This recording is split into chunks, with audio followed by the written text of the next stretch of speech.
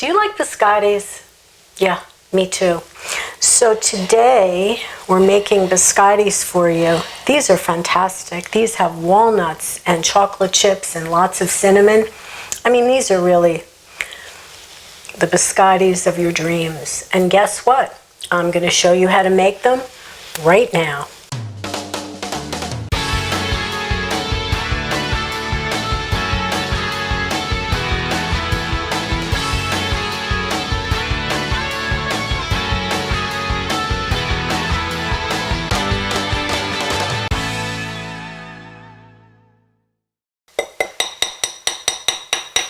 Welcome to another episode of Secret Kitchens of New Jersey, and today we're making biscotti. Now, if you've never made biscotti before, it's actually pretty simple. Biscotti means twice baked, so there is a little extra work here, but I think it's totally worth it. So we're starting with what I'm going to call my basic biscotti recipe. It's very simple, and you'll see it all in the description. Everything is out there. And from this basic recipe, you can go in many different directions. And today, just because I feel like it, I'm making a biscotti with lots of cinnamon, chocolate chips, and walnuts. But these are just add-ins to my basic recipe. All right, so here we go. I have my notes here because I don't want to forget anything for you. I've got 3 1/4 cups of flour right here. And to that, I'm going to add a tablespoon of baking powder. A tablespoon. Oops, sorry. Tablespoon of baking powder. And we're also adding about 1/2 teaspoon of salt, kosher salt, by the way. Because, you know, even whether it's savory or sweet, there's always going to be a salt component. So what did I say? 1/2 teaspoon of kosher salt. By the way, I use Diamond Crystal kosher salt. If you use Morton kosher salt, it is actually different, and you can use half as much. All right. So my flour, my baking powder, and my salt. That's done. Let me kind of give this a mix, attempting to keep it all in the bowl. All right. All right, now let's move over here. I've got 3 eggs at room temperature, and I'm going to beat them up. To them, I'm going to add, I have 1/2 cup of neutral oil. This would not be a time to be using olive oil. You could use canola oil, avocado oil, something neutral. All right, now for my sugar component, the recipe calls for 1 cup of sugar. If you watched my video on sugar alternatives, you know that very often I do things with sugar. So today what I'm doing, now you could just take 1 cup of white sugar. You could take 1/2 cup of white sugar or 1/2 cup of brown sugar, whatever you want. No right or wrong here. I have 1/2 cup of coconut sugar and 1/2 cup of monk fruit sugar. Monk fruit's sugar substitute, all right? So it totals a cup, and it's going right in the sugar. All right, biscottis, by the way, and we're going to, oh, you know what else? A good splash of vanilla. Always want to add vanilla. Okay. No matter what direction, I always add vanilla. All right, now we're going to just beat this all up. I like this recipe because it doesn't require any special equipment. You don't even need a hand mixer. Certainly don't need to pull out your stand mixer. We're just going to really beat this up. Okay, I think we're there. It smells good already, actually. All right, and you know what? One more thing that I forgot to do, which I'll do in a moment. Okay, I'm going to add my dry ingredients in here. Put that aside. And I told you I was doing cinnamon, so I want to add some cinnamon. Now here's the thing. If you just add a little pinch of cinnamon, you really won't even notice it. So I want this to be, this is a teaspoon. And you can see I'm adding a lot. You want to add less. But I want this to be very cinnamony, if that's the word. All right, so let me actually get a wooden spoon. We're going to mix this up. All right, so I've been mixing this. It does take a little bit of elbow grease to get this mixed up. You can see You can still see some of the flour here, but before I kind of give it its final touch here, here's what I'm going to do. I want to add in my chocolate chips and my walnuts. Now, my feeling is start with about a cup, and I'm just going to do a rough measurement, because, you know, baking is an art and a science. The science is kind of following the basic proportions of the flour and the sugar and that sort of thing.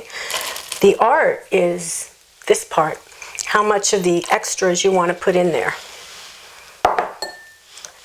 Right. I like chocolate chips. You could use mini chocolate chips, of course, too. All right, so let's get this mixed in. And what we're going to do in a moment is we're going to dump this out onto the board. All right, so I'm going to get this dumped out onto the board. Just want to clear off my spoon. Okay. You'll see how this is going to go. Now this recipe is really easy. You know, again, biscotti means twice baked, so there's a little effort to it, but you know, it's not difficult by any means, and the results are so worth it. And I love that you can customize the recipe to whatever flavor, you know, whatever floats your boat. All right, so you can see this needs a little bit more kneading to bring it together.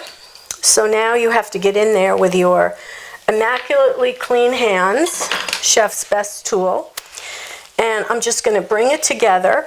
And you know, you might say, well, it doesn't look like it's wet enough, there's still flour. Nah, you got to trust the process. Okay, it's all going to hydrate and come out beautifully. There you go. Give it a few squeezes. It already smells delicious because I smell the cinnamon, I smell the vanilla. Okay, so here's what we're going to do now. All right, we're going to cut this in half. And I have my bench scraper I'll use to cut this in half, like so. Okay. And here's what we're going to do. I have my oven preheated, by the way, to 375, and I've got a sheet pan, obviously lined with parchment paper. And what we're going to do, get this on here. We're going to create, all right, so you can kind of see what I'm doing. I'm just forming it into a log here. Just pressing it with my fingers. I'm kind of squaring off the edges. It certainly doesn't have to be perfect. Don't worry about that. If some of your nuts or your chocolate chips are poking out too much, just press them right back in there.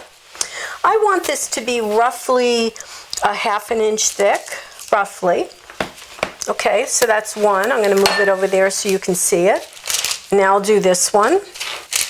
All right, so I'm just taking, you know, take the time to press this into shape. Okay, there we go. See what we've got there?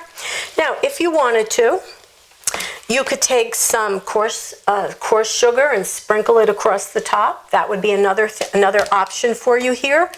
But I'm going to leave them as they are. I'm going to put them in the oven 25 minutes. I'll show you what it looks like when they come out. All right, so we're back, and the biscottis were in the oven about 25 minutes. Took them out. Definitely, I mean, seriously, pretty good, huh? They look, I mean, they're awesome. When they come out of the oven, they're hot, obviously. And remember, we have to cut them up and put them back in the oven, twice baked. So we have to let them cool for a little bit. So they've been on this cooling rack for, I'm going to say roughly about 10 minutes. I need them to be cool enough so that I can handle them and that I can transfer them to my cutting board, and I don't want them to break.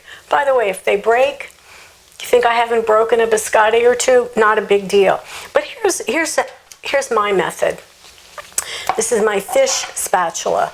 I use 2 spatulas to get under here and transfer this, so I don't want them to break. All right, so many ways you can cut them, but I like to cut them on an angle. So I will take off this little edge, you know, I'll eat that later.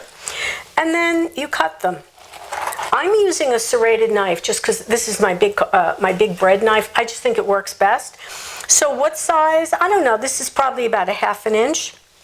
You can make them bigger, you can make them smaller. But the thing is, obviously, the smaller you make them, the more you're going to have. Okay, so I'm just going to continue and slice them. I just do like the angle. You slice them however you want. All right, so the cameraman and I are going to have a treat later. All right, so here's what we're going to do. Get these back on the baking sheet. I mean, if you want to come in and have a close look at that, I mean, seriously, that's a thing of beauty. The cinnamon smell is wonderful. There you can see the nuts, you can see the chocolate chips. They're beautiful. So I changed my oven. I set it to 350, and because when these go, I don't want these to burn, but I want them to have their second baking. All right, so let me get this second one done.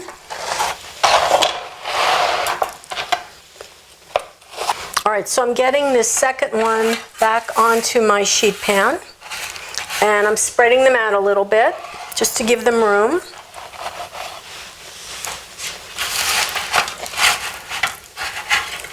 Whoops. All right, that one got a little broken, but we don't really mind. All right, so you see what we've done here. They've all been cut up. The oven is at 350. This is going to go back in the oven for roughly 20 minutes, and I'll show you what it looks like when they're completely done. At last, at last we're ready. So they were in the oven. They went in the oven for about 20 minutes at 350 to get that second baking, and they get nice and crunchy and crispy. And, you know, here they are. And I'm telling you, these are beautiful. They really are. Chocolate chips, walnuts, lots of cinnamon. I mean, this whole place smells like cinnamon. It's awesome. It's delicious. Really get the cinnamon. I love the chocolate chips and the walnuts. But you feel free to make any combinations of your own. You don't have to go by this one. Remember, we always say on The Secret Kitchen, a recipe is a guideline. I'm just your guide on the culinary journey. You do it your way. This was my way. But gotta tell you, my way is pretty good. So please make some biscottis, share them with your friends, unless you eat them all yourselves. They store really well. You can put them in the freezer. They're dry, they're not super sweet. They're gonna keep for a long time. Well, in my house they won't, maybe in your house. I'll see you next time on Secret Kitchens of New Jersey.